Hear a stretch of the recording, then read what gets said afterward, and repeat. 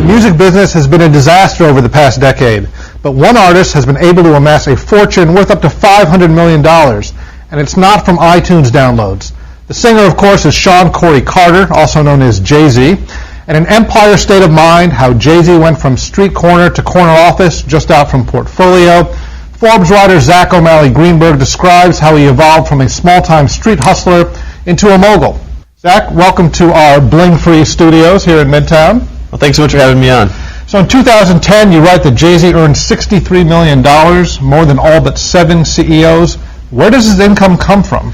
Well, last year it came primarily from touring. Touring is that one part of the music business that's still rocking pretty hard, at least for the top acts. Jay-Z grosses over $1 million a show. He takes home about a third of that. So on the touring front, it's kind of how much time does he want to spend? How much money does he want to make? Okay. Your book, again, it's a business story, not a music story. And there are a lot of talented rappers out there. Not all of them do well in business over the long term. What were some of his successes early on in terms of getting into the business of music? Well, I think the first thing that Jay-Z did was he started an independent company, Rockefeller Records, to distribute his first album, or rather to launch his first album, and they brought in another distributor. And sort of that arrangement, the financial arrangement, resulted in him getting a lot more money than he would have otherwise. You write that he has a unique ability to set trends and profit from them almost to an astronomical level. The first one that he branched out to for music was apparel. That's right.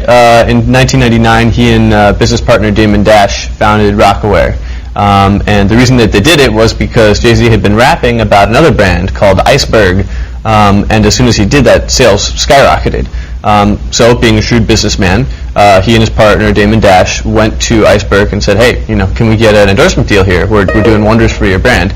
And the executive said, no thanks. So Jay-Z said, well, if I'm not going to profit from it, I don't want to be involved. I'm going to start my own. And so 12 years later, this is still an independent, profitable company that he owns? Well, actually, he sold the rights to it back in 2008 for $204 million. And obviously didn't keep all of that. There were other partners involved. There were taxes. But he certainly got a very, very hefty payday. Okay. So what else? He's got sneakers with Reebok? That's right. He has the S. Carter sneakers with Reebok. He's got a 40/40 nightclub chain. He's got an interest in the Spotted Pig, a gastropub in New York. He's got a stake in the New Jersey Nets. And that's one thing I wanted to ask you about, because getting ownership of a sports franchise is very difficult for anybody to do. As I understand, he sort of got dealt in on ownership of the New Jersey Nets for not all that much of a financial contribution. How did that come about? Well, that's right. He got a big discount to associate himself with the Nets, and I think he knew going into it kind of what he brought to the brand of the Nets, and he knew that the Nets had always been kind of the second-tier team in New York, and so he kind of worked his way into getting a nice discount on his stake. Part of this, the Nets are trying to build a new complex in Brooklyn, which is where he was from. That's right. Jay-Z's a famous Brooklyn native son, and I think that the owners anticipated a lot of opposition in terms of building the stadium, some of the legal hurdles, and having somebody on board like Jay-Z, has really helped them, I think, from a PR standpoint. And so, what percentage stake does he have, and how much is that worth? Well, it depends who you ask, but in my research, the stake that he has is between 1% and 2%. It's worth between $4 and $6 million. But the big kicker here is that he didn't pay full freight for it. Like many celebrities who get involved in sports teams, there was sort of a sweetheart discount to get his name involved. Now, this book is overwhelmingly a story of success, but there have been plenty of failures along the way.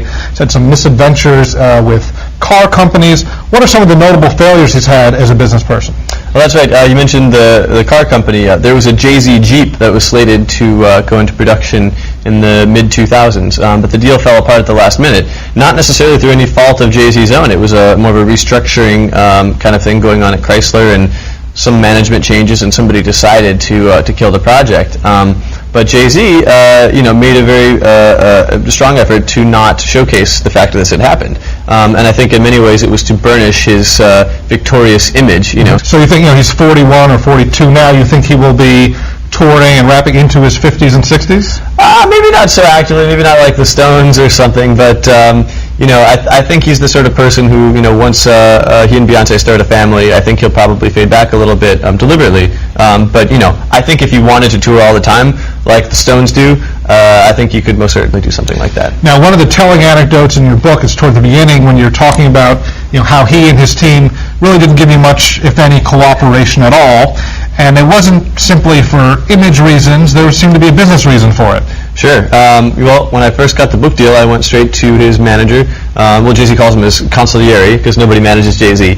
I told him the deal. I said, I have this book deal from Penguin Portfolio, and it's going to be a business book about Jay-Z. We're going to put him up on this pantheon with Warren Buffett and Steve Jobs.